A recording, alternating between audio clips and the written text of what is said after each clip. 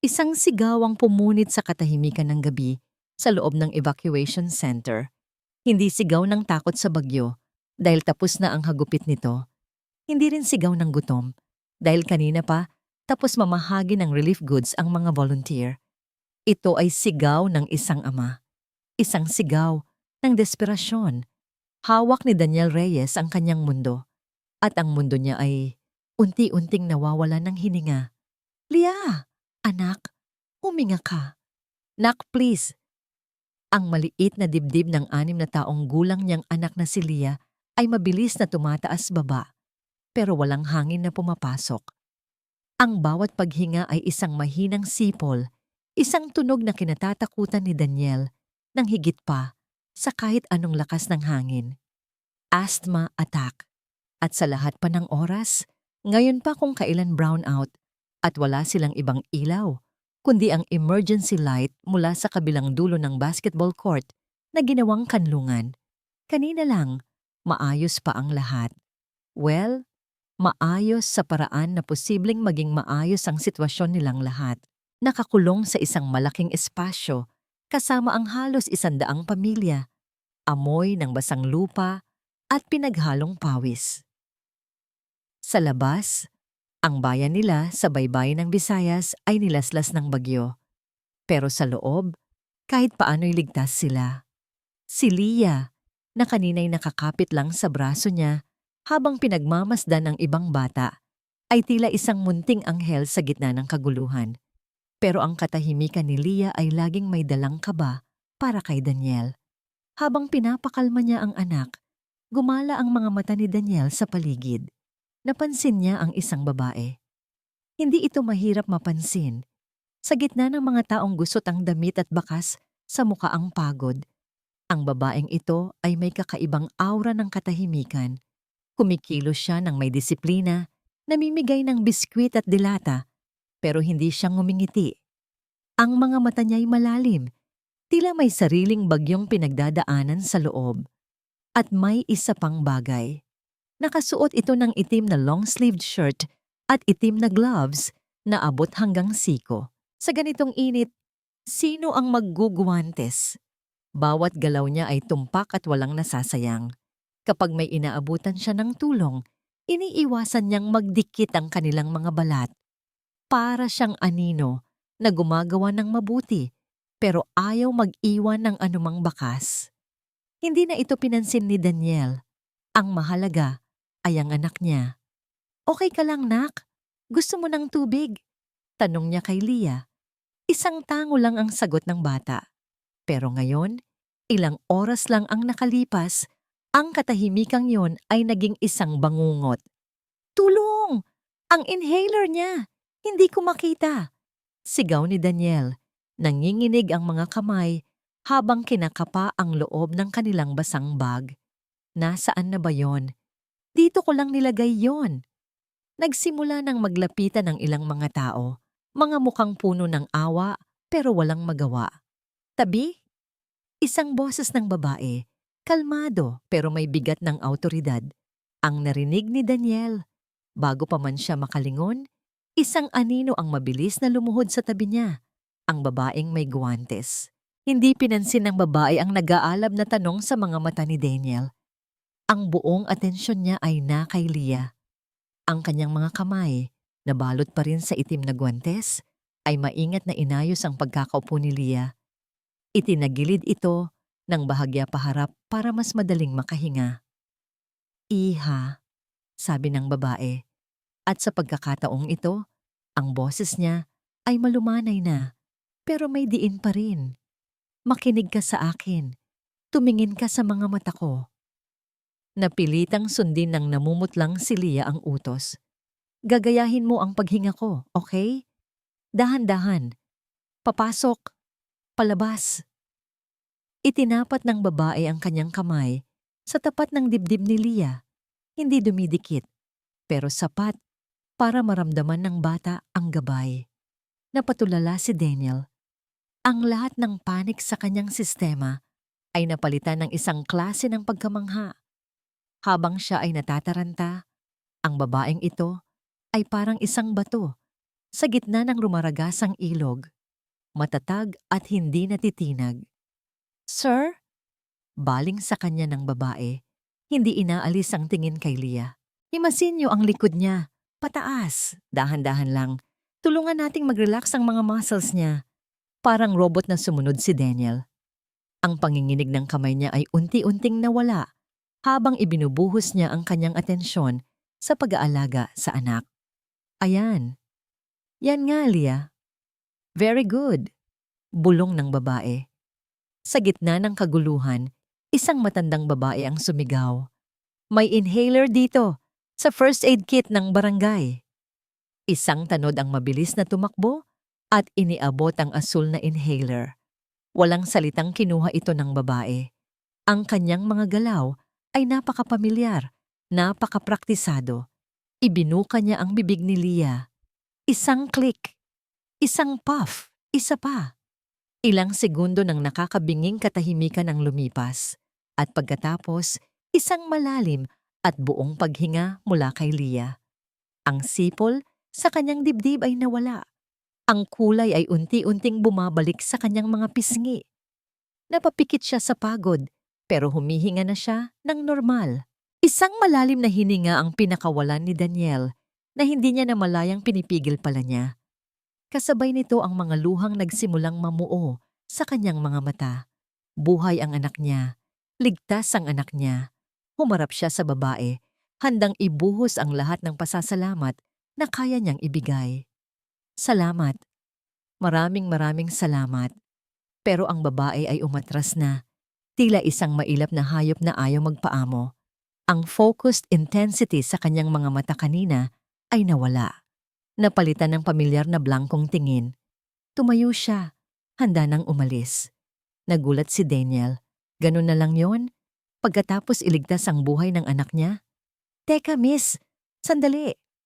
Mabilis niyang sabi habang inaayos ang pagkarga kay Leah.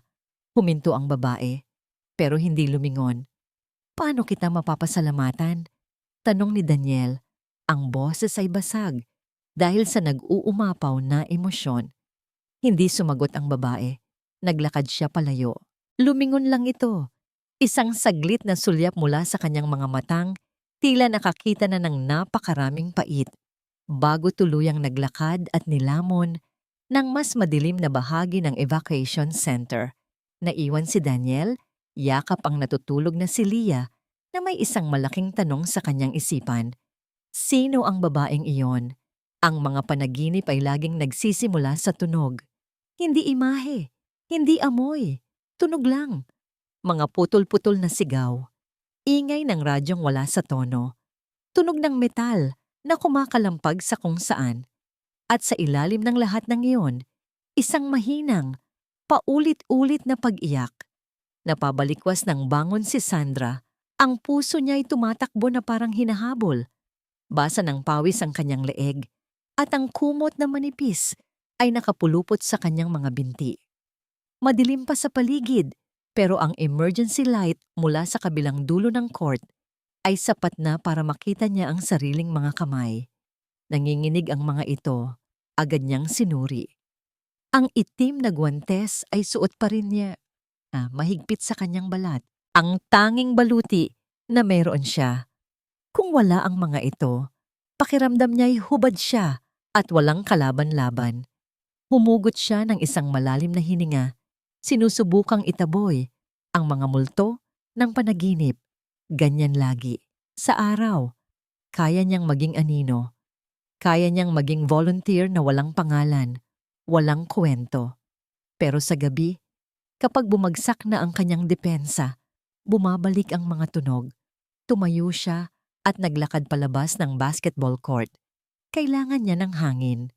Ang hangin pagkatapos ng bagyo ay may kakaibang lamig at linis, dala ang amoy ng basang lupa at nabuwal na mga puno.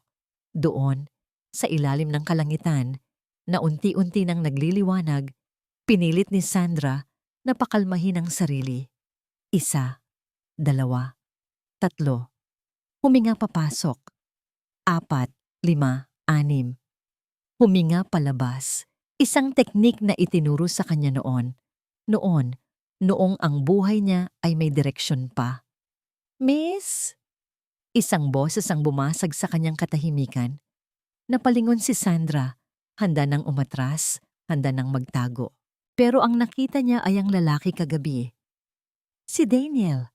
May dala siyang 2 tasang papel at sa likod niya, nakakapit sa kanyang pantalon, ay ang maliit na batang si Leah. Magandang umaga, sabi ni Daniel, isang alanganing nangiti sa kanyang mga labi. Pasensya na kung nagulat kita. Nakita kitang lumabas. Hindi sumagot si Sandra, nanatili lang siyang nakatayo. Kape, sabi ni Daniel, iniabot ang isang tasa. Mainit pa, para sa'yo. Tinitigan ni Sandra ang tasa na parang isang alien na bagay. Pagkain, inumin. Tinatanggap niya ang mga ito mula sa DSWD, pero ang direktang alok mula sa isang tao, iba ito. Masyadong personal. Salamat, pilit niyang sabi, pero hindi niya ginalaw ang kamay para kunin ito. Tila naintindihan ni Daniel ang kanyang pag-aalinlangan. Dahan-dahan niyang ibinaba ang tasa sa isang sementadong upuan sa tabi nila. Okay lang, diyan ko na lang ilalagay. Si Leah, na kanina'y nagtatago, ay sumilip. Ang mga mata ng bata ay malaki at puno ng kuryosidad. Tita, thank you po kagabi, sabi nito sa isang maliit na boses. Ang simpleng pasasalamat na yon ay parang isang suntok sa sikmura ni Sandra. Hindi siya sanay. Hindi siya sanay sa kabaitan. Naglakas loob ang bata at dahan-dahang lumapit. Hinawakan nito ang dulo ng kanyang long-sleeved shirt. Isang maliit, mainit na kamay. Napapitlag si Sandra, parang napaso. Ang unang instinct niya ay hilahin ang kanyang braso, pero natigilan siya nang makita ang walang mali siya sa mukha ni Leah. Ang galing mo po, dagdag ng bata. Leah, huwag mong kulitin si tita mo. Saway ni Daniel, pero malumanay lang. Bumalik si Leah sa tabi ng kanyang ama. Tumingin si Daniel kay Sandra. Ang mga mata nito'y seryoso na ngayon. Miss, alam kong hindi tayo magkakilala, pero ang ginawa mo para sa anak ko kagabi, utang ko sa'yo ang buhay niya. Kaya gusto ko sanang huminto siya, tila naghahanap ng tamang salita. Hindi mo kailangang gawin to, mabilis na sabi ni Sandra. Ang mga salita ay tila kinalawang sa kanyang lalamunan. Kahit sino naman gagawin yon. Pero hindi kahit sino ang gumawa. Ikaw ang gumawa, giit ni Daniel. May maliit kaming karinderya hindi kalayuan dito. Nasira ng bagyo ang bubong, pero buo pa ang pundasyon. Kapag humupa na ang baha, aayusin ko agad. Kailangan ko ng tulong sa kusina. Isang cook o kahit tagahugas lang. May maliit na kwarto sa likod. Pwede mong tuluyan. Napatitig si Sandra sa kanya. Isang trabaho, isang bahay. Ang isip niya ay agad na sumigaw ng huwag. Huwag kang mag-ugat. Huwag kang mamalagi. Ang pananatili sa isang lugar ay panganib. Ang paglapit sa mga tao ay gulo. May iba akong plano. Pagsisinungaling niya. Pasensya na, pero sa tingin ko, wala... Sabi ni Daniel, hindi bastos, kundi prangka lang. Ilang araw na kitang napapansin. Mag-isa ka. Walang pamilya, walang kausap. Sandra, di ba? Yun ang pangalan sa listahan ng volunteer, Alessandra Cruz. Napaatras si Sandra ng isang hakbang. Alam niya ang pangalan niya. Hindi ako naghahanap ng palamunin, Sandra. Pagpapatuloy ni Daniel, na tila nabasa ang takot sa kanyang mga mata. Naghahanap ako ng kasama. Kailangan ko ng tulong. At sa tingin ko, kailangan mo rin ng isang lugar na ligtas. Ligtas. Ang salitang yon ay umaling-aungaw sa isipan ni Sandra. Kailan ba siya huling nakaramdam ng tunay na kaligtasan? Pero mas malakas ang boses ng takot. Ang boses na nagsasabing hindi siya karapat-dapat. Ang boses na nagsasabing isa siyang dalang malas. Hindi. Salamat na lang, mariin niyang sabi. Tumango si Daniel, baka sa mukha niya ang disappointment. Sige. Naiintindihan ko. Pero kung magbabago ang isip mo, nandoon lang kami sa dulo. Sa tabi ng water dispenser, aalis na kami. Tumalikod na sila. Pinanood sila ni Sandra na maglakad palayo. Isang bahagi niya ang nakahinga ng maluwag. Ang panganib ay lumayo na. Pero isang bahagi, isang maliit, halos patay ng bahagi sa kanyang puso ang nakaramdam ng panghihinayang. Ang imahe ng ngiti ni Leah, ang sinseridad sa mga mata ni Daniel, ang init ng kapeng hindi niya nagawang inumin. Lahat ng iyon ay kumapit sa kanyang isipan. Hindi sila ligtas sa akin, sabi niya sa sarili. Mas mabuti ng ganito. Sa kanyang determinasyon na tuluyan ng tapusin ang usapan, naglakad siya para sundan sila at sabihing wag na siyang kulitin. Nakita niya silang nakatayo malapit sa kanilang pwesto. Hahakbang na sana siya nang biglang lumingon si Leah. Tila naramdaman ang kanyang presensya. Ang bata ay tumingin sa kanya. Ang mga matay puno ng tanong. Tita, tanong ni Leah. Sapat lang ang lakas para marinig niya. Ayaw mo ba sa amin? Ang tanong ay tumagos sa lahat ng pader na itinayo ni Sandra sa paligid ng kanyang puso. Hindi ito isang akusasyon. Isa itong simpleng tanong mula sa isang batang hindi maintindihan kung bakit tinatanggihan ang alok na kabutihan ng kanyang ama. Natigilan si Sandra. Ang salitang hindi na handa na niyang sabihin ay biglang naglaho sa kanyang dila. Napalitan ng isang buhol na hindi niya malunok. Lumipas ang 2 linggo na parang isang mahabang, payapang paghinga. Iyon ang nararamdaman ni Daniel. Sa unang pagkakataon, mula nang iwan siya ng kanyang asawa, pakiramdam niya ay humihinga siya ng maluwag. Ang tindahan ni Reyes, ang maliit nilang karinderya na minana pa niya sa kanyang mga magulang, ay muling nagkaroon ng buhay. Hindi lang dahil sa mga bagong yero na ipinantapal niya sa bubong o sa mga bagong pinturang pader. Dahil kay Sandra, tahimik siyang kumikilos sa kusina pero ang bawat galaw niya ay may dalang kakaibang kaayusan. Ang adobo ni Daniel ay mas naging malinamnam. Ang sinigang niya ay nagkaroon ng perpektong asim. Hindi siya nagsasalita, pero nakikinig siya. Pinapanood niya kung paano ginagawa ni Daniel ang mga bagay-bagay at sa susunod na araw, gagawin niya ito ng mas mahusay. Pero ang pinakamalaking pagbabago ay nakikita ni Daniel kay Leah. Tita Sandra, tingnan mo po drawing ko. Tita Sandra, tama po ba tong pagbasa ko? Si Sandra ang unang hinahanap ni Leah pagkagising sa umaga at ang huling tinitingnan bago matulog sa gabi. At si Sandra, kahit na may pader pa ring nakapalibot sa kanya, ay unti-unting nagpapakita ng mga siwang. Hindi na siya napipitlag kapag nadidikitan siya ni Leah.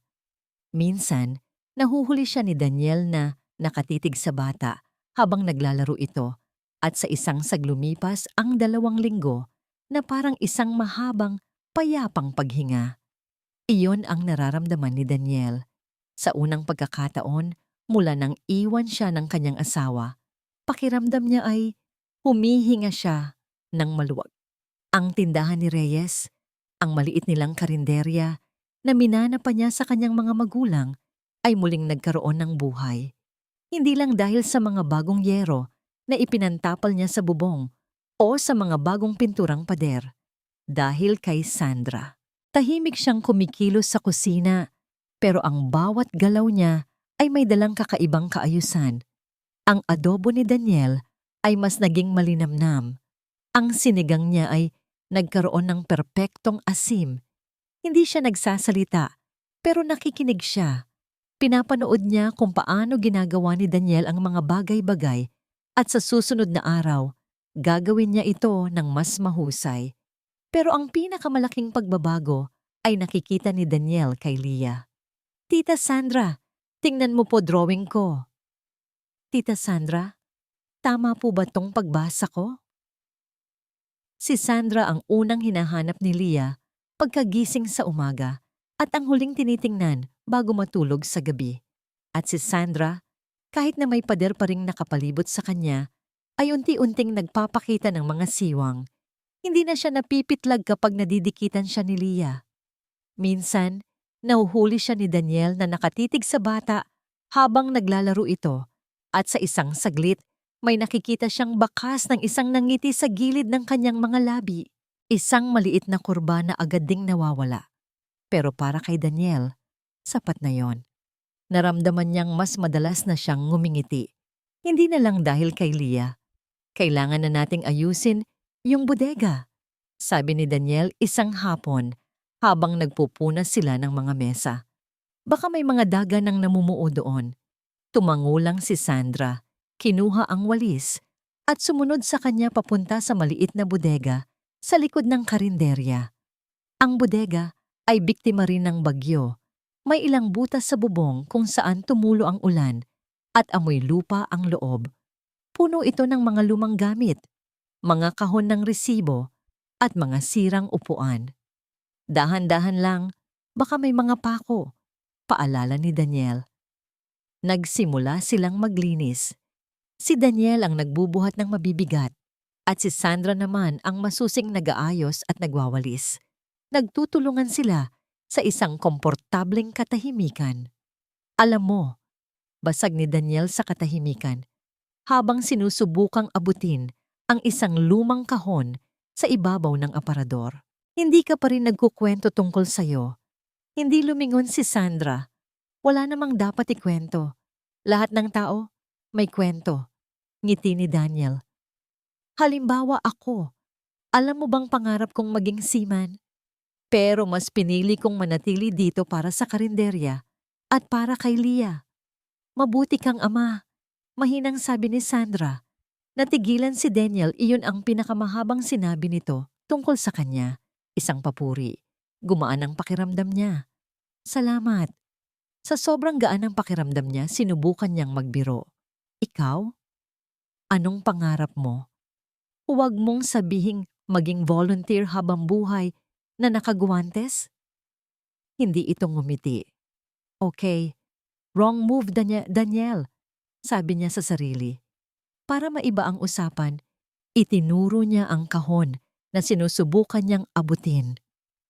Pakiabot nga ng silya, Sandra. Aabutin ko lang yang kahon ni Itay. Baka may mga litrato doon. Kumuha ng silya si Sandra at inalalayan ito habang umaakyat si Daniel. Nang maabot na ni Daniel ang kahon, medyo nawalan siya ng balanse. Hala! Ingat! Ang kahon ay dumulas mula sa kanyang mga kamay. Bumagsak ito sa semento na may malakas na kalabog. Nagsipagkalat ang laman, mga lumang dokumento, isang tropeyo ng bowling, at isang maliit, itim na cassette recorder na luma. Bumaba si Daniel mula sa silya, handa nang tumawa sa sarili niyang kapalpakan. Nako, sorry. Ang dumituloy, natigil siya sa pagsasalita. Nakatayo si Sandra sa gitna ng mga nagkalat na gamit, pero ang mga mata niya ay nakapako sa isang bagay lang. Sa sirang recorder, lahat ng kulay ay nawala sa kanyang mukha. Para siyang nakakita ng multo. Ang kanyang paghinga ay naging mabilis at mababaw. Sandra? Tawag ni Daniel, lumalapit. Okay ka lang? Hindi siya sumagot. Dahan-dahan siyang lumuhod na para bang may sariling isip ang kanyang katawan. Ang kanyang kamay, na balot pa rin sa itim na guwantes, ay nanginginig habang dahan-dahang inaabot ang recorder. Nang mahawakan niya ito, isang matinis na paghinga ang kumawala sa kanya na para bang nakuryente siya. Sandra, anong nangyayari? Nag-aalala na si Daniel. Lumuhod siya sa tabi niya. Sinubukang hawakan ang balikat nito. Umatras si Sandra. Niyakap ang recorder sa kanyang dibdib na parang isang mahalagang kayamanan. Hindi pwede. Anong hindi pwede? Tumingin si Sandra sa kanya at sa unang pagkakataon, nakita ni Daniel ang purong takot sa kanyang mga mata. Isang takot na mas malalim at mas madilim kaysa sa takot sa bagyo. Ang tunog. Bulong niya, halos hindi marinig. Ang tunog. Nasa panaginip ko. Napakunot ang noo ni Daniel. Anong tunog? Sira na yan, Sandra. Matagal na. Pero hindi siya nakikinig. Niyog-yog niya ang recorder, tinapik-tapik, na parang inaasahan niyang bigla na lang itong gagana. Ang kanyang paghinga ay nagiging mas desperado. Kailangan kong marinig. Ang tunog. Naiwan si Daniel na hindi alam ang gagawin. Ang babaeng kalmado at laging kontrolado ay biglang naging isang taong babasagin. Ang pader na itinayo nito ay gumuho sa isang iglap at ang nakikita niya ngayon ay ang sugatang tao sa loob. Isang desisyon ang nabuo sa isipan ni Daniel. Hindi niya alam kung ano ang nasa loob ng recorder na yon. Pero alam niyang kailangan niyang malaman para matulungan ito, para protektahan ito. Dahan-dahan, kinuha niya ang recorder mula sa mahigpit na pagkakahawak ni Sandra. "Akin na yan," sabi niya sa isang boses na malumanay pero puno ng determinasyon. Tumingala si Sandra, ang mga matay puno ng pagkalito at takot. "Huwag kang mag-alala," sabi ni Daniel, habang tinitingnan ng luma at sirang recorder. "May kilala akong kayang ayusin to." Ang biyahe papunta sa sinasabing kakilala ni Daniel ay puno ng katahimikang nakakabingi. Hawak ni Sandra ang sirang recorder sa kanyang kandungan. Ang mga daliri niyang nakaguwantes ay mahigpit na nakakapit dito na para bang isa itong bombang sasabog anumang oras. Ang bawat lubak sa kalsada ay nagdudulot ng kaba sa kanyang dibdib. Papalapit na ba siya sa kasagutan? O papalapit siya sa isang bangin na mas malalim pa sa kanyang mga panaginip? "Malapit na tayo," basag ni Daniel sa katahimikan. Si Mang Lito, medyo masungit yun, pero siya ang pinakamagaling na electronics technician sa buong bayan. Hindi sumagot si Sandra. Ano ang sasabihin niya? Sana masungit nga siya para hindi niya maayos to, o sana magaling siya para matapos na ang kabaliwang ito. Nag-aaway ang dalawang boses sa loob ng kanyang isipan. Huminto sila sa harap ng isang maliit na shop na halos natatabunan na ng mga baging. Ang signboard na gawa sa kahoy ay halos nabura na. "Lito's Repair Shop. We fix anything broken." Kaya niya kayang ayusin ang basag kong alaala? Tanong ni Sandra sa sarili. Ang loob ng shop ay amoy alikabok at lead na ginagamit sa paghinang. Puno ito ng mga bundok ng sirang TV, radyo at electric fan. Sa gitna ng lahat ng yon, sa isang maliit na espasyong may ilaw, ay nakaupo ang isang matandang lalaki. Baluktot ang likod, may suot na makapal na salamin, at tutok na tutok sa isang circuit board. "Mang Lito," tawag ni Daniel. Dahan-dahang itinaas ng matanda ang kanyang ulo. Ang mga mata niya sa likod ng makapal na lente ay matalas. Tumingin siya kay Daniel, tapos ay bumaling kay Sandra. At doon, natigilan si Mang Lito. Hindi ito isang simpleng tingin lang. Tinitigan niya si Sandra na para bang sinusuri niya ang bawat sulok ng kanyang pagkatao. Isang tingin na tumatagos, na naghahanap. Napahigpit ang hawak ni Sandra sa recorder. Bakit ganito siya makatingin? "Sino siya?" tanong ni Mang Lito. Ang boses ay magaspang. "Kaibigan ko po, si Sandra," sagot ni Daniel. "Mang Lito, baka sakaling kaya niyong ayusin to." Inilapag ni Daniel ang cassette recorder sa mesa. Tiningnan lang ito ni Mang Lito, tapos ay muling ibinalik ang tingin kay Sandra.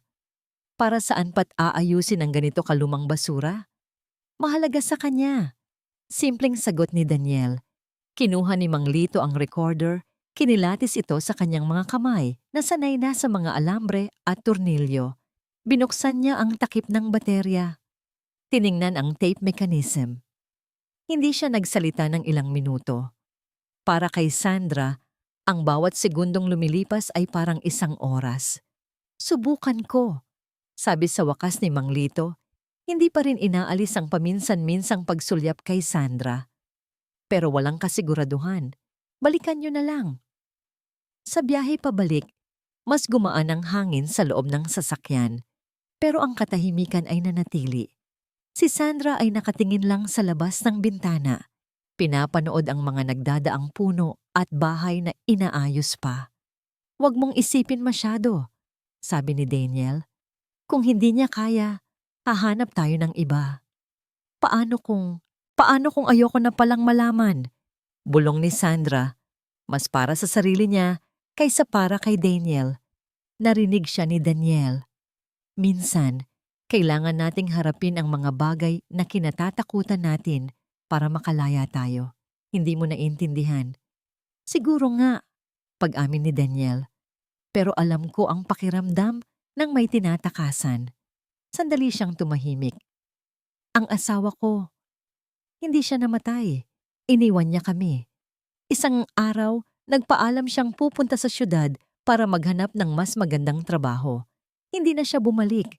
Mas madali para sa mga tao na isiping byudo ako kaysa sabihing iniwan ako." Napalingon si Sandra kay Daniel. Ang sinseridad sa boses nito ay hindi maikakaila. Isang sikreto. Ibinigay nito sa kanya ang isang piraso ng kanyang sakit. Wala siyang sinabi. Tumango lang siya. Isang pagkilala sa sakit na kapwa nila dinadala. Pagbalik nila sa karinderya, abala na ulit sila sa paghahanda para sa hapunan. Naghihiwa si Sandra ng mga gulay nang may biglang naisip. "Daniel," tawag niya. "Yung mga dilata sa itaas ng istante, hindi ko abot." "Ako na," sabi ni Daniel, lumapit sa likuran niya. Habang inaabot ni Daniel ang mga dilata sa pinakamataas na shelf, naramdaman ni Sandra ang init ng katawan nito malapit sa kanya. Normal lang dapat iyon. Pero habang ini-stretch ni Daniel ang kanyang katawan, ini-stretch din ni Sandra ang sarili niya para ituro ang tamang dilata. Sa paggalaw na yon, bahagyang umangat ang laylayan ng kanyang damit sa likod. Isang saglit lang, pero sapat na. Narinig niya ang biglaang pagtigil sa paghinga ni Daniel. Dahan-dahan niyang ibinaba ang kanyang braso at inayos ang damit. Hindi siya lumingon. Alam na niya. Nakita na niya. Ang malaki, pangit na peklat sa kanyang likod. Ang marka ng aksidente. Inaasahan niya ang tanong. Anong nangyari dyan? O di kaya'y isang reaksyon ng pagkadiri? Iyon ang laging reaksyon ng mga tao. Pero wala siyang narinig na tanong. Wala siyang narinig na kahit ano. Nang sa wakas ay naglakas loob siyang lumingon, nakita niya si Daniel na nakatayo lang doon. Hawak ang dalawang dilata. Ang mga mata nito ay hindi nakatingin sa kanyang likod, kundi sa kanyang mga mata. At ang nakita niya roon ay hindi kuryosidad o pagkadiri. Ang nakita niya ay sakit. Sakit para sa kanya. Ibinaba ni Daniel ang mga dilata sa mesa. Dahan-dahan, hindi siya nagsalita. Kinuha lang niya ang kutsilyo mula sa kamay ni Sandra at siya na ang nagpatuloy sa paghiwa ng mga gulay. Sa sandaling iyon, sa gitna ng amoy ng sibuyas at bawang, isang bagay ang gumuho sa loob ni Sandra. Ang pader na matagal na niyang itinayo. Dahil sa hindi pagtatanong ni Daniel, mas marami pa siyang narinig. Sa kanyang katahimikan, naramdaman ni Sandra ang isang bagay na matagal na niyang hindi nararamdaman. Paggalang. Hindi niya kailangang magpaliwanag. Hindi siya hinusgahan. Tinanggap lang nito ang nakita at binigyan siya ng espasyo para sa kanyang sakit. Ilang araw pa ang lumipas sa ganoong estado. Isang bagong klase ng pag-unawa ang namagitan sa kanila. Mas malalim kaysa sa mga salita. Mas panatag na si Sandra. Ang mga bangunggot ay bahagyang dumalang. Nagsimula siyang maniwala na baka-baka lang, posible palang magkaroon ng ganitong klaseng kapayapaan. Isang gabi, habang nagliligpit na sila, tumunog ang luma at dikipad na cellphone na ni Daniel. "Hello?" Pinunasan ni Sandra ang huling mesa. Pinakikinggan ang pagbabago sa boses ni Daniel sa kabilang linya. "Sige po. Opo. Papunta na kami." Ibinaba ni Daniel ang telepono. Ang kanyang mukha ay seryoso. Isang halo ng kaba at determinasyon. Tumingin siya ng diretso kay Sandra. "Si Mang Lito." Humigpit ang pagkakakapit ni Sandra sa basahan. "Ito na." "Daniel." Kailangan niyong pumunta rito. Sabi ni Daniel, ginagaya ang boses ng matanda sa telepono. Ang boses niya ay nanginginig, puno ng isang emosyon na hindi pa naririnig ni Daniel dati. Ngayon na, tungkol ito sa recorder. Ang biyahe pabalik sa shop ni Mang Lito ay mas mabilis at mas maigting.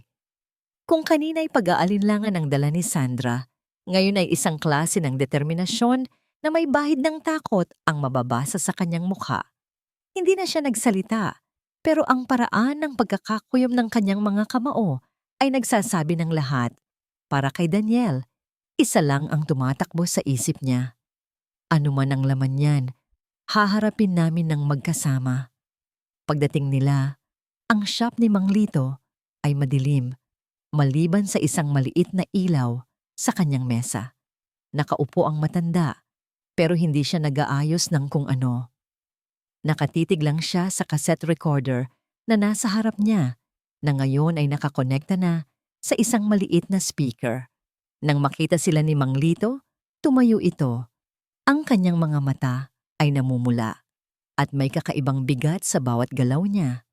Ibang-iba sa masungit na technician na nakilala nila. "Umupo kayo," sabi niya. Ang boses ay paos. Umupo si Daniel habang si Sandra ay piniling manatiling nakatayo sa likod niya, na para bang naghahanda sa isang impact. Hindi na nagpaligoy-ligoy pa si Mang Lito. Itinuro niya ang recorder. Mahirap ayusin. Sira na ang motor. Pero ang tape, buo pa. Nirewire ko para direktang tumunog sa speaker na to. Tumingin siya kay Sandra, isang mahaba at malungkot na tingin. "Sigurado ka ba? Sigurado ka bang gusto mong marinig to?" Isang matatag na tango ang sagot ni Sandra. Huminga ng malalim si Mang Lito. Pinindot niya ang play button. Sa una, puro static lang ang maririnig. Isang nakakairitang tunog ng kawalan. Nagsimula nang mag-isip si Daniel na baka wala naman talagang laman. Pero pagkatapos, may nagsimulang mabuo mula sa static. Mga sigaw, malalayong sigaw ng mga taong humihingi ng tulong. Tunog ng malakas na agos ng tubig. Tunog ng helicopter sa di kalayuan. Napahawak si Sandra sa balikat ni Daniel. Ang kanyang mga daliri ay malamig na parang yelo. Ito ang mga tunog mula sa kanyang panaginip. Pero ngayon, malinaw na. Totoo, isang boses ng lalaki ang maririnig. Sumisigaw ng utos, pagod, pero may autoridad. I-secure ang perimeter, bilangin ang mga survivor. Faster! Pagkatapos, isang boses ng babae ang sumagot. Mas mahina, mas kalmado. "Sir, meron pa sa Zone 3. Kailangan nila ng medical team." Napasinghap si Daniel. Ang boses na yon. "Ako yan," bulong ni Sandra, nanginginig. "Boses ko yan." Ang mga alaala ay nagsimulang bumalik sa kanya na parang mga pira-piraso ng basag na salamin. Isang rescue operation sa isang malawakang pagbaha.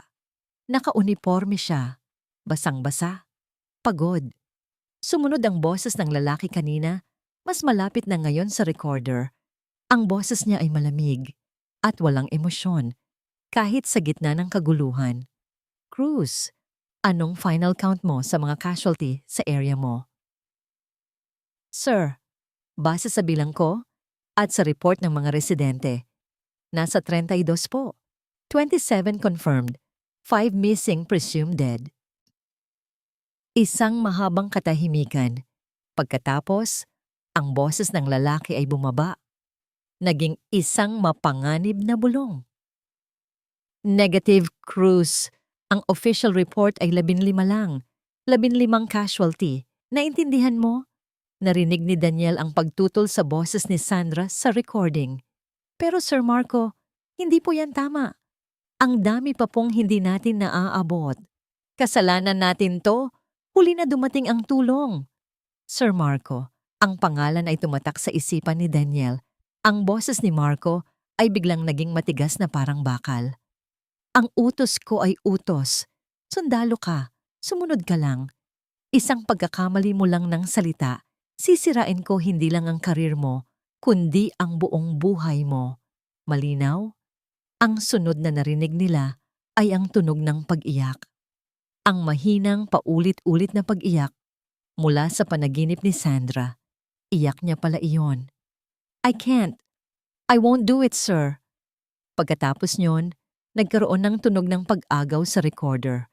Isang malakas na kalabog. Isang maikling, naputol na sigaw mula kay Sandra. At pagkatapos, katahimikan. Pinatay ni Mang Lito ang speaker. Ang biglaang katahimikan sa loob ng shop ay mas nakakabingi pa kaysa sa mga sigaw sa tape. Si Sandra ay nakatayo na parang isang estatwa. Ang mga luha ay tuloy-tuloy na umaagos sa kanyang mga pisngi. Ang mga pira-piraso ng alaala ay buo na ngayon. Ang pagtatalo, ang pagtulak, ang pagbagsak ng kanyang ulo sa isang matigas na bato. Ang lahat ay bumalik, pero hindi pa tapos ang revelasyon ng gabing iyon. Tumingin si Daniel kay Mang Lito.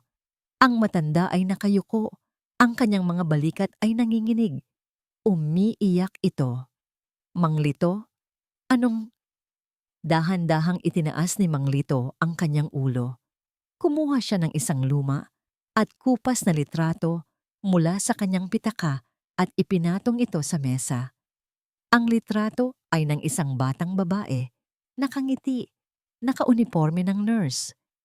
Ang kapatid ko, sabi ni Mang Lito, basag ang boses. Si Lita.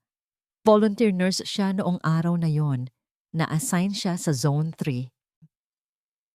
Tumingin siya kay Sandra. Ang kanyang mga mata ay puno ng sakit na naipon sa loob ng maraming taon. Isa siya sa 5 missing presumed dead sa report. Pero alam naming lahat na hindi lang siya nawawala. Pinabayaan siyang mamatay. Napahawak sa bibig si Sandra. Zone 3, iyon ang lugar na sinisigaw niyang kailangan ng tulong. Tumingin si Mang Lito kay Daniel, pagkatapos ay kay Sandra. Ang galit ay napalitan ng isang klase ng desperadong pagsamo. Ilang taon kong hinintay ang hustisya. Ilang taon kong pinaniwalaan na may nangyaring mas malala pa sa isang simpleng sakuna. Humarap siya ng diretso kay Sandra. Ang mga luha ay malayang dumadaloy sa kanyang pisngi. Ang kanyang boses ay naging isang pakiusap, isang sigaw mula sa kaluluwang pagod na. Sabihin mo sa akin ang totoo. Ano ang nangyari sa kapatid ko? Ang mga sumunod na araw ay isang malabong panaginip para kay Sandra. Ang mga alaala ay bumalik na, pero sa pagbabalik ng mga ito, dala nito ang bigat ng katotohanan. Isang bigat na halos hindi niya kayang buhatin. Ang pag-uusap nila ni Mang Lito ay tumagal hanggang madaling araw. Inilahad niya ang lahat ng kanyang naaalala. Bawat pira-pirasong detalye, habang si Daniel ay tahimik na nakikinig sa tabi niya. Ang kanyang presensya ay isang matibay na angkla. Nalaman nilang si Marco Villanueva ay isa ng respetadong kapitan ngayon na promote pagkatapos ng matagumpay na rescue operation na iyon. Nalaman din nilang may pinsan pala itong nakatira sa kanilang bayan, isang malayong kamag-anak na nagtatrabaho sa munisipyo. Kaya niyang magpakalat ng kahit anong kwento. Babala ni Mang Lito, mag-iingat kayo. Pero kahit gaano ka pa kahanda, hindi mo talaga mapaghahandaan ang bilis ng pagkalat ng lason. Nagsimula ito sa palengke. Maaga pa lang ay pumunta na si Sandra para mamili ng mga sangkap para sa karinderya. Normal na gawain. Pero ng araw na yon, may kakaiba. Ang mga dating palangiting tindera na bumabati sa kanya ay biglang naging abala sa pag-aayos ng kanilang mga paninda kapag papalapit siya. Ang mga dating nag-aalok ng tawad ay biglang sinasabing, sakto lang ang presyo. Naramdaman niya ang mga tinging mapanuri, mga tinging may halong awa at takot. At narinig niya ang mga bulungan na akala nila'y hindi niya naririnig. Siya yung bago ni Daniel. Galing daw sa kung saan, bigla na lang sumulpot. Sabi ng pinsan ni Kapitan Villanueva, may problema daw yan sa isip. Na-discharge sa serbisyo. Bawat salita ay isang karayom na tumutusok sa kanyang balat. Bumalik siya sa karinderya. Ang bitbit niyang bayong ay tila mas mabigat kaysa sa dati. Hindi dahil sa laman, kundi dahil sa bigat ng mga salitang narinig niya. Si Aling Marites, ang may-ari ng sari-sari store sa tapat nila at ang reyna ng mga tsismis sa kanilang lugar, ang pinakamatindi. Nakita siya ni Sandra na may kausap na grupo ng mga babae at nang mapatingin ito sa direksyon niya, bigla itong tumigil sa pagsasalita at nagkunwaring nag-aayos ng paninda. Ang dating mainit na pagtanggap ng komunidad ay napalitan ng isang malamig na pader ng pagdududa. Ang pinakamasakit ay nangyari noong tanghalian. Puno ang karinderya, gaya ng dati. Si Sandra ay abala sa paghahatid ng mga order.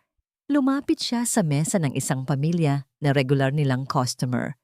"Ma'am, sir, heto na po ang sinigang nyo," sabi niya, ngumingiti ng pilit. Ang ginang, na dati laging nakikipagkwentuhan sa kanya, ay hindi tumingin sa kanya. Sa halip, bumulong ito sa kanyang asawa. Hayaan mo na ang bata ang kumuha. Ang asawa nito ay tumingin kay Sandra na may pag-aalinlangan. "Salamat, Ineng," sabi nito, at mabilis na kinuha ang mangkok mula sa tray na hawak ni Sandra na para bang natatakot na magdikit ang kanilang mga kamay. Natigilan si Sandra. Pakiramdam niya ay tumigil ang pag-ikot ng mundo. Ang ingay ng karinderya ay biglang nawala. Ang nakikita na lang niya ay ang mga mata ng mga taong nakatingin sa kanya. Mga matang naghuhusga. "May problema ba?" tanong ni Daniel na lumabas mula sa kusina at napansin ang tensyon. "Wala. Okay lang," mabilis na sabi ni Sandra.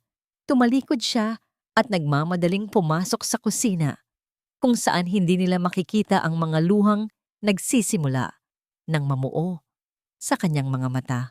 Nang gabing iyon, matapos nilang magsara, umupo si Sandra sa kanyang maliit na kwarto.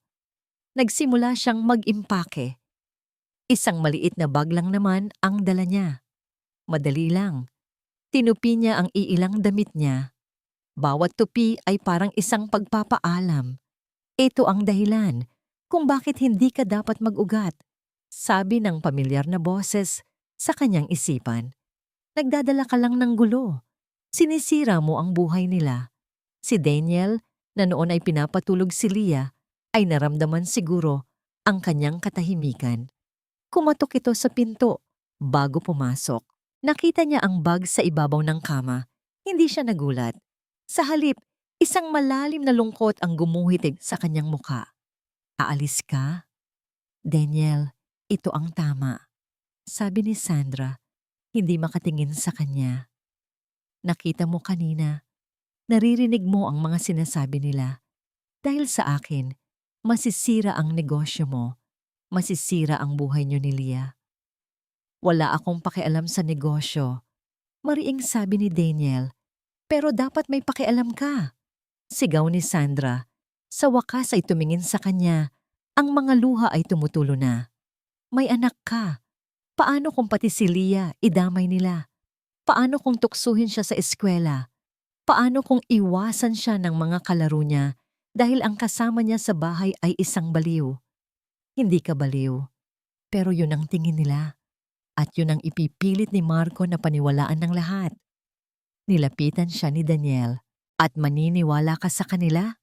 Pagkatapos ng lahat? Sandra, akala ko ba lalaban tayo?" "Paano tayo lalaban kung ang kalaban natin ay ang buong mundo?" tanong ni Sandra. Ang boses ay basag na. "Ayokong maging pabigat sa'yo, Daniel. Utang na loob, hayaan mo na akong umalis. Ito lang ang paraan para maprotektahan ko kayo." Hinawakan ni Daniel ang pinto. Hinarangan ang kanyang daan. Ang kanyang mga mata ay puno ng isang emosyon na hindi pa nakikita ni Sandra dati. Isang halo ng sakit, pagmamahal, at matinding determinasyon. Tumingin siya ng diretso sa mga mata ni Sandra at sa isang boses na halos pabulong pero mas matatag pa sa kahit anong sigaw. Sinabi niya, "Kung aalis ka, sasama kami ni Leah sa'yo." Ang sinabi ni Daniel na kung aalis ka, sasama kami ni Leah sa'yo ay hindi lang basta mga salita. Iyon ay isang pangako, isang pader na itinayo niya sa paligid nilang tatlo. Pero nang gabing iyon, nalaman niyang may mga halimaw na kayang-kayang wasakin ang kahit anong pader. Katatapos lang nilang magligpit, si Leah ay mahimbing nang natutulog sa maliit na silid sa likod. Ang karinderya ay tahimik, naliligo sa sinag ng isang bumbilya na nakasabit sa gitna. Umupo si Sandra sa isang mesa. Ang mga kamay ay nasa kanyang kandungan. Ang mga matay malayo ang tingin. Umupo si Daniel sa tapat niya. Hindi na nila kailangang magsalita para magkaintindihan. Sa katahimikang yon sila nanatili, 2 taong pinag-isa ng isang panganib na hindi nila pinili. Biglang, may kumatok sa isinara na nilang pinto. 3 malakas, tiyak na katok. Hindi katok ng isang customer na humahabol ng hapunan. Ito ay katok ng isang taong alam na may tao sa loob at may karapatang abalahin sila. Nagkatinginan sila ni Sandra. Ang katahimikan sa kanyang mga mata ay biglang napalitan ng pamilyar na takot. "Sino yan?" Mahinang tanong ni Sandra. "Ako na," sabi ni Daniel. Tumayo siya. Ang bawat hibla ng kanyang katawan ay alerto. Sumenyas siya kay Sandra na manatili lang doon. Dahan-dahan siyang lumapit sa pinto. Sumilip siya sa maliit na siwang sa gilid ng jalousie.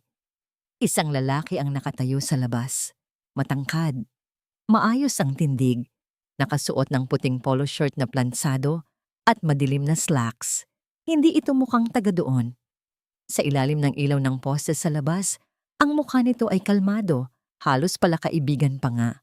Pero alam ni Daniel, mula sa kwento ni Sandra at sa lamig na biglang gumapang sa kanyang likod, kung sino ito. Si Marco Villanueva. Binuksan ni Daniel ang pinto. Sapat lang para makalabas siya. Pero hinarangan niya ng kanyang katawan ang daan papasok. "Sarado na kami." Ang ngiti sa labi ni Marco ay hindi umabot sa kanyang mga mata. "Pasensya na sa abala, sir. Alam kong sarado na kayo. Hindi ako customer." Tumingin ito sa likod ni Daniel, sa direksyon ni Sandra. "Nandito ako para kay Alessandra." "Anong kailangan mo sa kanya?" tanong ni Daniel. Ang boses ay matigas. "Ako si Kapitan Marco Villanueva." Pagpapakilala nito na para bang iyon ay dapat na magpaliwanag ng lahat. "Dati kong kasamahan si Sandra sa serbisyo. Narinig ko lang na nandito siya. Kaya gusto ko lang sanang kumustahin. Nag-aalala kami sa kanya." Sinungaling. Sigaw ng isip ni Daniel. "Maayos siya," sagot ni Daniel. Hindi niya kailangan ng bisita. Isang saglit na kislap ng inis ang dumaan sa mga mata ni Marco, pero agad itong nawala. "Naiintindihan ko. Medyo mahirap ang pinagdaanan niya. May mga episodes siya. Nakakahiya. Pero iyon ang totoo. Gusto ko lang siguraduhin na nasa mabuting mga kamay siya. Ang bawat salita ay patutsada, isang lason na binalot sa kunwaring pag-aalala. Itinutulak nito ang naratibo na si Sandra ang may problema. "Kasama ko siya. Ligtas siya dito," mariing sabi ni Daniel.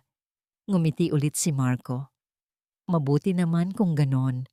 Lumakad ito ng bahagya. Sumilip sa loob ng karinderya. Ang mga mata nito ay hindi na nakatingin kay Sandra, kundi sa sahig, sa isang maliit na manikang naiwan ni Leah. "Magandang lugar to," sabi ni Marco. "Tahimik, payapa, maganda para sa isang pamilya." Dahan-dahan itong pumasok at walang nagawa si Daniel kundi ang umatras. Ayaw niyang gumawa ng eksena. Nilapitan ni Marco ang mesa kung nasaan ang manika. Pinulot niya ito. Isang simpleng manikang gawa sa basahan na tinahi ni Sandra para kay Leah. "May anak ka pala," sabi ni Marco, habang hinahaplos ang ulo ng manika. Ang kanyang mga galaw ay malumanay, pero para kay Daniel, ang bawat haplos ay isang banta. Nakita ko siya minsan sa labas. Napakagandang bata. Tumingin siya kay Daniel at sa pagkakataong ito, wala nang ngangiti. Ang mga mata niya ay malamig na parang yelo. Sana walang masamang mangyari sa kanya. Iyon na yon. Ang banta. Malinaw. Direkta. Hindi na nakatago sa likod ng mga magagalang na salita. Binitawan ni Marco ang manika na bumagsak sa sahig ng walang tunog. Sige, aalis na ako. Pakisabi kay Sandra, ingatan niya ang sarili niya. Mahirap na. Baka kung ano na namang aksidente ang mangyari sa kanya. Tumalikod ito at naglakad palabas na para bang wala lang nangyari. Naiwan si Daniel na nakatayo. Ang mga kamao ay nakakuyom nang napakahigpit na namumuti na ang mga ito.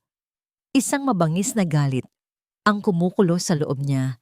Isang galit na gusto niyang isigaw at isuntok pero hindi niya magawa. Dahil sa likod niya, narinig niya ang isang mahinang hikbi. Paglingon niya, si Sandra ay nakayuko. Ang mga balikat ay nanginginig sa tahimik na pag-iyak. Nang mawala na ang sasakyan ni Marco, hindi na napigilan ni Daniel. Sumuntok siya sa pader na gawa sa kahoy. Isang malakas na dagok na nag-iwan ng marka. Hindi niya ininda ang sakit. Ang sakit ng kawalan ng magawa, ng pagiging isang target, ay mas matindi. Daniel. Tawag ni Sandra. Ang boses ay puno ng takot. Hindi para sa sarili niya, kundi para sa kanya. Hahakbang na sana si Daniel para yakapin ito, para sabihing magiging maayos ang lahat. Kahit alam niyang hindi iyon totoo, nang biglang, crash! Isang malakas na tunog ng nabasag na salamin ang pumunit sa gabi. Napatalon sila pareho. Ang bintana sa gilid ng karinderya ay basag, at sa sahig, sa gitna ng mga bubog, ay isang malaking bato. May nakapalibot ditong isang piraso ng papel. Nanginginig ang kamay na pinulot ito ni Daniel. Nakasulat dito, sa malalaking itim na letra, ang dalawang salita lang. Umalis kayo. Ang basag na bintana ay naging isang pisikal na simbolo ng kanilang sitwasyon. Basag na, walang proteksyon, at bukas sa anumang panganib na darating. Hindi sila natulog ng gabing iyon. Tinakpan ni Daniel ng isang lumang plywood ang butas sa bintana. Habang si Sandra naman ay nagtimpla ng kape, ang mga kamay ay nanginginig pa rin. Umupo sila sa dilim, pinakikinggan ang bawat kaluskos sa labas, hinihintay ang susunod na bato, ang susunod na banta. Walang dumating, pero ang takot ay nanatili. Lumukob sa buong karinderya na parang isang makapal at malamig na hamog. Kinabukasan, binuksan ni Daniel ang tindahan gaya ng dati. Isang akto ng pagsuway, isang pagpapakita na hindi sila magpapatakot. Pero ang mga kalaban nila ay hindi na kailangan ng mga bato. Walang pumasok na customer. Ni isa. Ang mga dating suki na dumadaan sa tapat ay umiiwas ng tingin. Ang mga bata na dati bumibili ng candy ay lumilipat sa kabilang kalsada. Si Aling Marites ay nagbaba ng kanyang takureng de kuryente at nagtinda ng instant noodles at kape sa sarili niyang tindahan, at doon na nag-agahan ang mga tricycle driver na dati customer ni Daniel. Isang silent boycott. Mas epektibo, mas masakit. Umupo si Daniel sa isang mesa sa loob ng walang taong karinderya, nakatingin sa mga bill ng kuryente at tubig na nakapatong sa mesa. Ang kanyang mukha ay isang blangkong maskara, pero nakikita ni Sandra ang pagod sa kanyang mga mata, ang pag-aalala sa bawat gatla sa kanyang noo.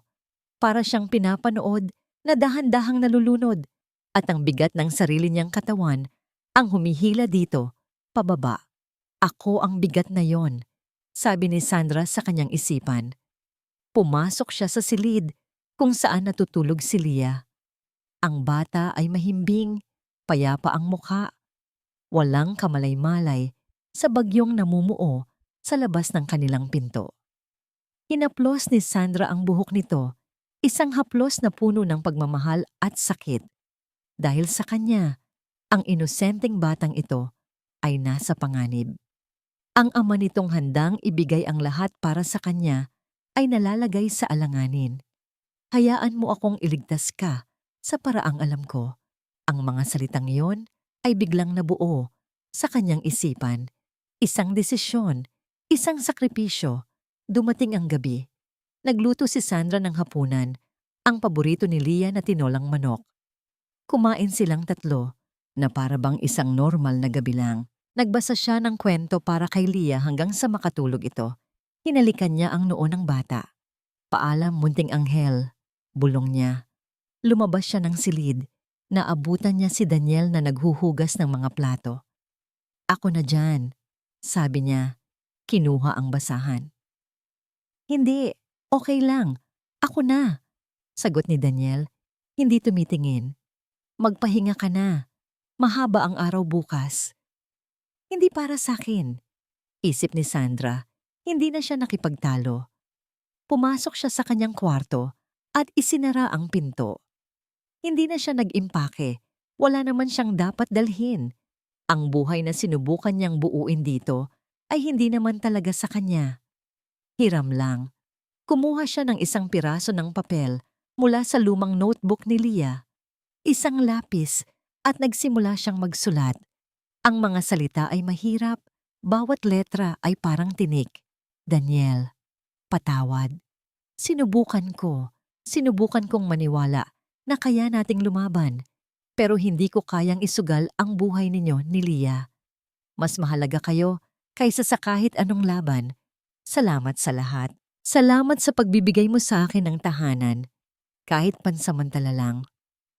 Salamat sa pagpapatikim mo sa akin kung ano ang pakiramdam ng magkaroon ng pamilya. Huwag mo na akong hanapin. Ito ang tama. Ito ang paraan ko para protektahan kayo. Hayaan mo akong iligtas ka sa paraang alam ko. Kalimutan mo na ako. Sandra. Tiniklop niya ang papel at ipinatong ito sa ibabaw ng unan. Hinintay niyang marinig ang paghinto ng tunog ng hinuhugasang plato. Hinintay niyang marinig ang pagpasok ni Daniel sa sarili nitong silid. Hinintay niya ang paghupa ng lahat ng ingay. Sa dilim ng hating gabi, dahan-dahan niyang binuksan ang pinto. Walang tunog. Naglakad siya na parang isang anino sa sala. Sumilip siya sa silid ni Daniel. Mahimbing na itong natutulog. Dumaan siya sa basag na bintanang natatakpan ng plywood. Hindi na siya dumaan sa pinto. Ayaw niyang marinig ang tunog ng pagbukas nito, ang tunog ng kanyang paglisan. Sa labas, malamig ang hangin. Naglakad siya palayo sa karinderya, palayo sa tanging tahanan na naramdaman niya sa loob ng napakaraming taon. Hindi siya lumingon. Alam niyang kapag lumingon siya, hindi na siya makakaalis. Kinaumagahan, isang sinag ng araw ang tumama sa mukha ni Daniel. Nagising siya. Pakiramdam niya'y mas pagod pa kaysa noong natulog siya. Tumayo siya, nag-inat, at naghanda para sa isa na namang araw ng paghihintay. Sandra, tawag niya. Habang nagtitimpla ng kape, gising na. Walang sagot. Kumatok siya sa pinto ng kwarto nito. Sandra, binuksan niya ang pinto. Ang kwarto ay malinis. Maayos ang higaan at walang tao. Naramdaman ni Daniel ang paglamig ng kanyang buong katawan. Lumapit siya sa kama at doon nakita niya ang isang nakatuping papel sa ibabaw ng unan. Kinuha niya ito. Binuksan. Binasa. Bawat salita ay isang suntok. Patawad. Huwag mo na akong hanapin. Kalimutan mo na ako. Ang papel ay dumulas mula sa kanyang mga nanginginig na kamay. Napasandal siya sa pader, ang lakas ay biglang nawala sa kanyang mga tuhod. Napaupo siya sa sahig. Lahat ay nawala. Ang katahimikang ipinaglaban niya. Ang pamilyang sinubukan niyang buuin. Ang babaeng tinuruan siyang umasa muli. Wala na. Tinalo sila. Gumuho ang mundo ni Daniel Reyes sa sahig ng tahimik na kwartong iniwan ni Sandra.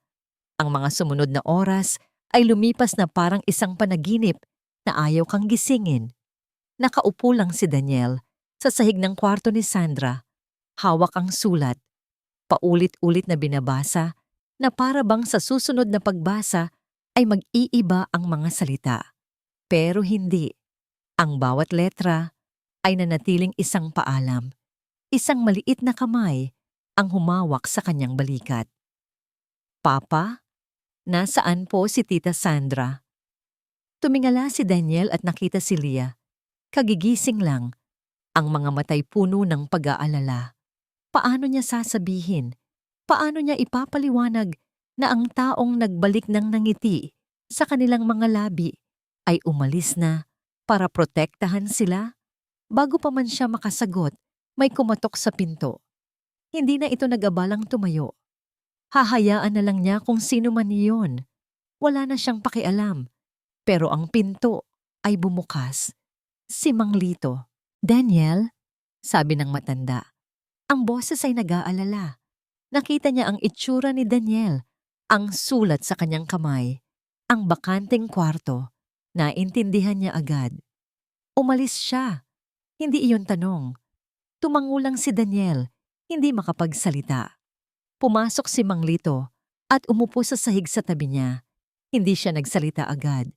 Hinayaan niya lang si Daniel na damhin ang bigat ng kanyang pagkatalo. Ganyan din ang ginawa ko noon. Basag ni Mang Lito sa katahimikan. Nang mamatay ang kapatid ko, sinabi ng mga opisyal na wag na naming ituloy ang investigasyon. Masyado daw malakas ang kalaban. Mapanganib. Kaya para protektahan ang pamilya ko, tumahimik ako.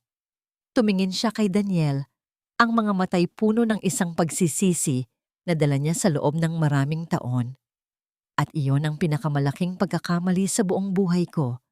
Dahil sa bawat araw na lumilipas, hindi ang mga kalaban ang pumatay sa akin. Ang sarili kong katahimikan ang unti-unting pumatay sa kaluluwa ko. Tumingin siya sa sulat. Ang pag-alis niya, ito mismo ang gusto ni Marco na mangyari. Ang ihiwalay ka, ang sirain ka, ang iwan kang mag-isa para mas madali kang durugin. Ang mga salita ni Mang Lito ay parang malamig na tubig na ibinuhos sa mukha ni Daniel. Tama siya. Ang pagtakbo, ang pagsuko. Iyon ang panalo ni Marco. Tumingin si Daniel kay Leah na ngayon ay tahimik na umiiyak sa isang sulok. Nakikita niya sa mga mata ng anak niya ang parehong sakit na nararamdaman niya. Hindi. Hindi niya hahayaang lumaki ang anak niya sa isang mundong pinamumunuan ng takot. Hindi niya hahayaang manalo ang kasamaan dahil lang sa duwag sila. Isang bagong apoy ang biglang sumiklab sa loob ni Daniel. Mas mainit at mas maliwanag kaysa sa apoy ng galit. Ito ay apoy ng determinasyon. Tumayo siya. Mang Lito, pwede po bang pakibantayan muna si Leah? Saan ka pupunta? Hahanapin ko siya, sabi ni Daniel. Ang boses niya ay hindi na basag. Buo na. Hindi ko hahayaang harapin niya ito nang mag-isa. Papa? Tawag ni Leah. Lumuhod si Daniel sa harap ng kanyang anak. Pinunasan niya ang mga luha nito. Anak, makinig ka. Si Tita Sandra, akala niya tinutulungan niya tayo sa pag-alis niya. Pero mali siya. Ang kailangan natin ay magkakasama tayo. Babalik din si Papa, kasama na siya, okay? Tumango ang bata, kahit hindi lubos na naiintindihan. Bago umalis, kinuha ni Daniel ang isang bagay mula sa kanyang cabinet. Ang titulo ng lupa ng karinderya. Ang tanging yaman ng pamilya nila. Ibinulsa niya ito. Sumakay siya sa kanyang luma at medyo kinakalawang na owner-type jeep.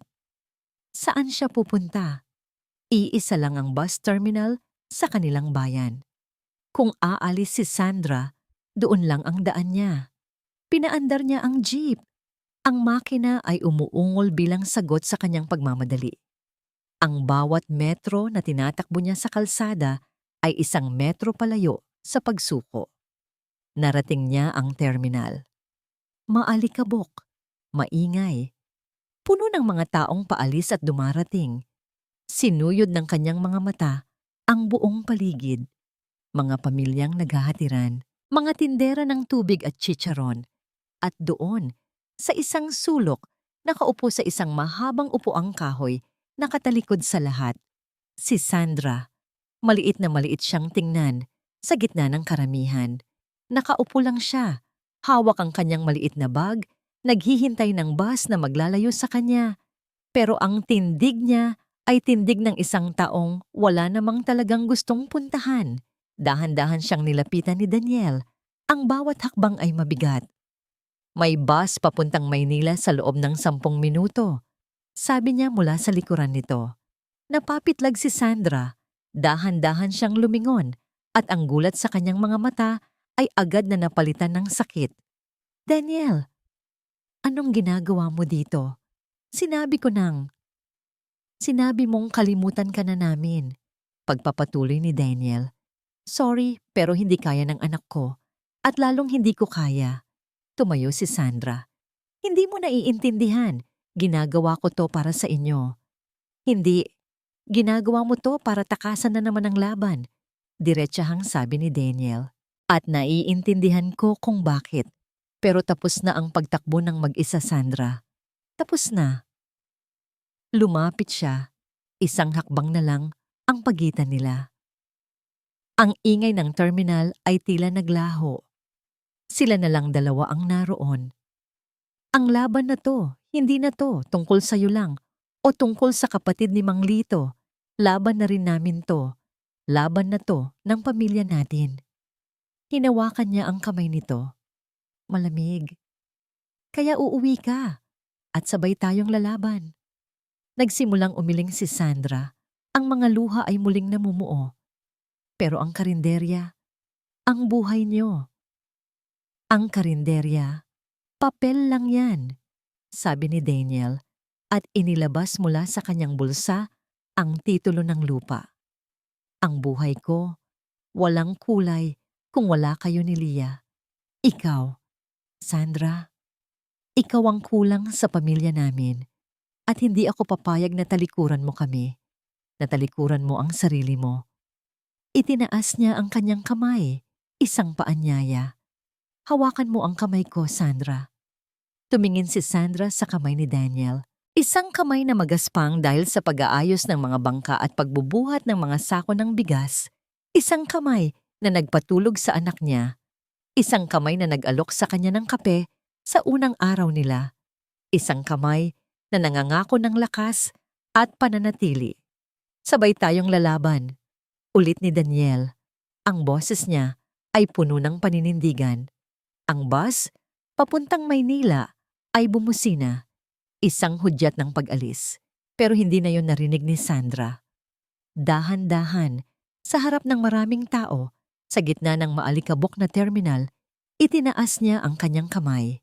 Sa unang pagkakataon sa loob ng napakaraming taon, sa isang desisyon na mas matapang kaysa sa kahit anong misyon na kanyang hinarap, hinubad niya ang kanyang itim na guwantes. Inilantad niya ang kanyang kamay, ang kanyang balat, ang kanyang mga peklat, ang kanyang totoong sarili. At ipinatong niya ito sa palad ni Daniel.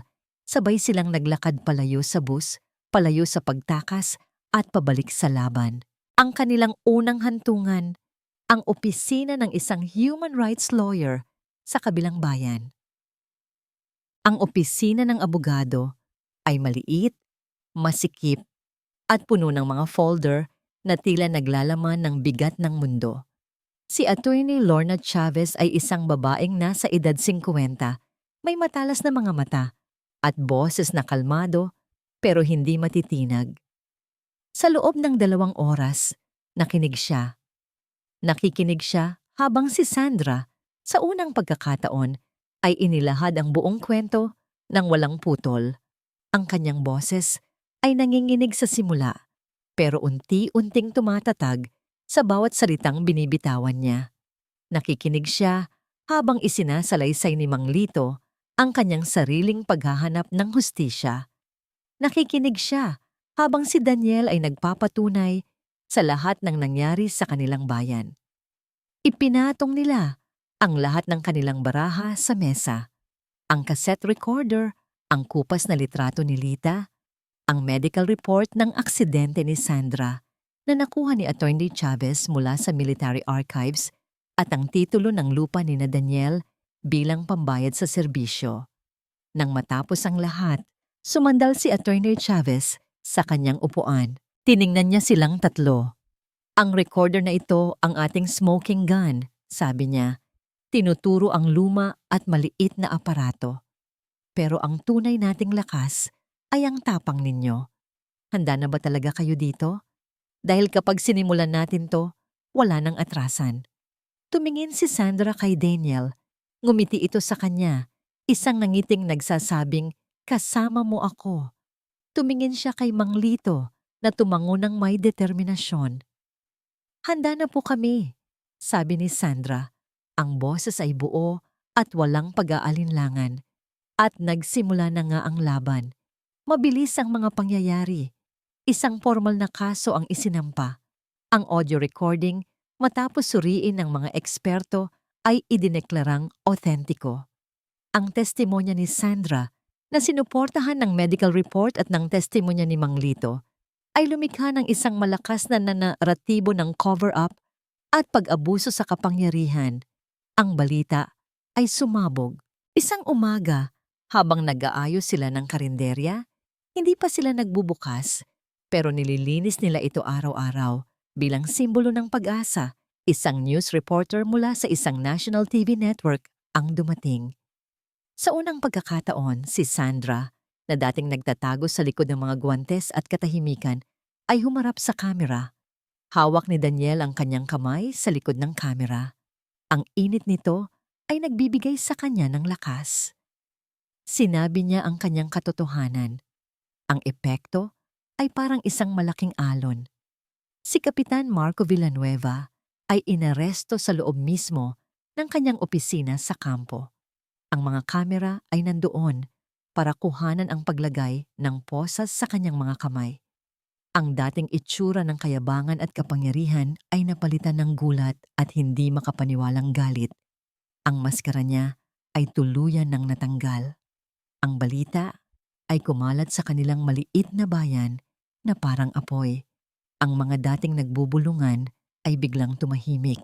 Ang mga dating mapanghusgang mata ay napalitan ng mga matang puno ng hiya at pagsisisi. Isang hapon, habang nagwawalis si Daniel sa labas ng karinderya, isang anino ang tumigil sa kanyang harapan, si Aling Marites. Ang reyna ng tsismis ay nakayuko. Hawak ang isang bayong na puno ng mga prutas. Hindi siya makatingin ng diretsyo. Daniel, Sandra, sabi niya, ang boses ay mahina. Patawad. Walang sinabi si Daniel. Kinuha lang niya ang bayong. Isang simpleng pagtanggap, isang pagsasara sa kabanata ng paghuhusga. Isang araw, dinalaw sila ni Mang Lito.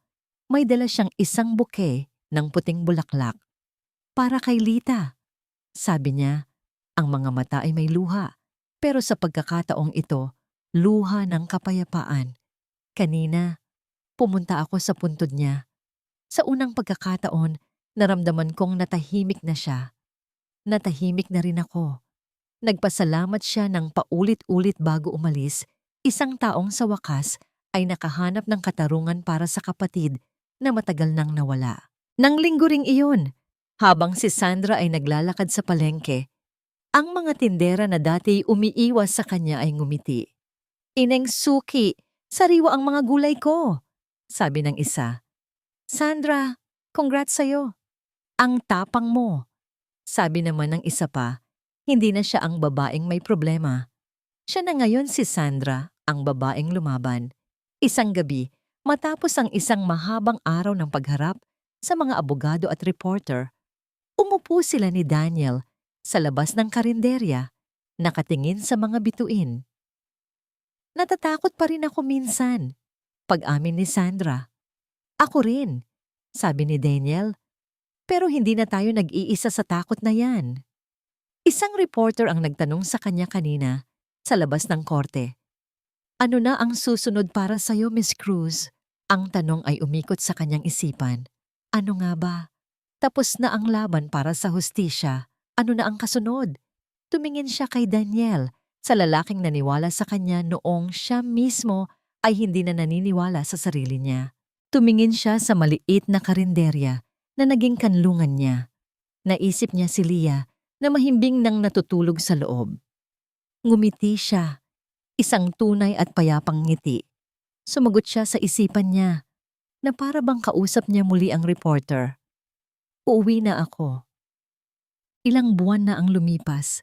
Ang tindahan ni Reyes ay hindi na lang basta isang karinderya. Naging simbolo ito.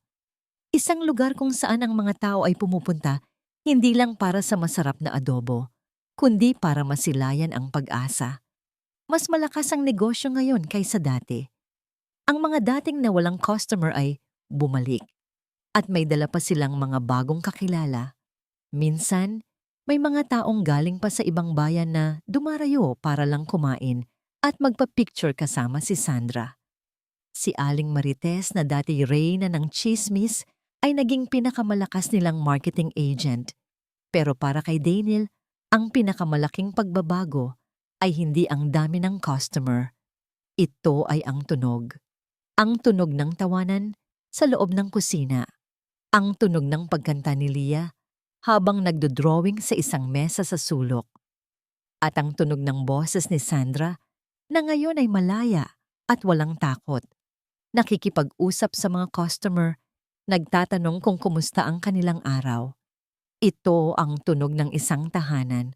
Isang gabi, matapos ang huling customer, sinimulan na nilang isara ang tindahan. Isang pamilyar at komportableng ritual. Si Daniel ang nagpupunas ng mga mesa, si Sandra ang nagwawali sa sahig, at si Leah, ang kanilang munting supervisor, ay nag-aayos ng mga silya. Papa, Tita Sandra, tingnan niyo po, tawag ni Leah. Iwinawagayway ang isang papel. Isa na namang drawing pero iba ito sa mga dati. Dati, ang drawing niya ng kanilang pamilya ay 3 stick figures. Ngayon, 3 pa rin sila pero may mga detalye na. Si Daniel ay may suot na apron. Si Leah ay may hawak na krayola. At si Tita Sandra niya, nakangiti at walang suot na guwantes. Sandra, kinuha ni Sandra ang drawing at niyakap si Leah. Ang ganda-ganda naman nito, anak. Anak. Ang salita ay lumabas sa kanyang bibig ng natural, walang pag-aalinlangan. Napangiti siya. Ang dating babaeng umiiwas sa lahat ng koneksyon ay yumayakap na ngayon sa isang batang hindi niya kadugo, pero buong-buo niyang itinuturing na sarili niya. Natapos silang magligpit. Tulad ng dati, lumabas sila sa likod ng karinderya, kung saan may isang maliit na upuang kahoy na nakaharap sa dagat. Ito na ang kanilang lugar. Ang hangin mula sa dagat ay sariwa. Ang alon ay marahan. Isang kaibahan sa bagsik ng alon na nagdala sa kanya sa bayang ito. Naramdaman niya ang pag-upo ni Daniel sa tabi niya. Hindi sila nagsalita. Pinanood lang nila ang paglubog ng araw, ang paghahalo ng kulay kahel, rosas at lila sa kalangitan. Dahan-dahang kinuha ni Daniel ang kanyang kamay. Ang kamay niyang wala ng guwantes. Ang kamay na may mga peklat mula sa paghihiwa ng gulay at pagbubuhat ng mainit na kaldero. Ang mga peklat ng bagong buhay. Hinigpitan ni Daniel ang hawak dito. Masaya ka ba dito, Sandra? Tanong ni Daniel. Ang boses ay mahina. Halos isang bulong lang na dala ng hangin. Tumingin si Sandra sa kanya. Sa lalaking nag-alok sa kanya ng kape, ng trabaho, ng tiwala. Sa lalaking hindi siya sinukuan. Noong una, pag-amin niya, ang hinahanap ko lang ay isang lugar na mapagtataguan. Isang lugar kung saan walang makakakilala sa akin. Kung saan makakalimot ako. Tumingin siya sa kanilang mga kamay na magkahawak. Pero hindi pala paglimot ang kailangan ko. Bumaling siya sa dagat, sa payapang tanawin sa kanilang harapan. Ang kailangan ko pala ay isang lugar kung saan may maniniwala sa akin para maalala ko kung sino talaga ako. Tumingin siyang muli kay Daniel at sa pagkakataong ito, ang kanyang mga mata ay nagniningning dahil sa mga luhang hindi na dahil sa sakit, kundi sa pasasalamat.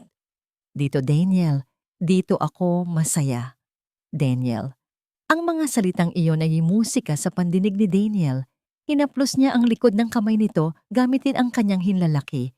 Ang balat nito na dati laging natatago ay pamilyar na ngayon sa kanya. Papa, Tita Sandra, halika na po, malamok na. Sigaw ni Leah mula sa pinto. Napangiti sila pareho. Tumayo sila at sabay na naglakad pabalik sa loob. Si Leah ay tumakbo sa gitna nila.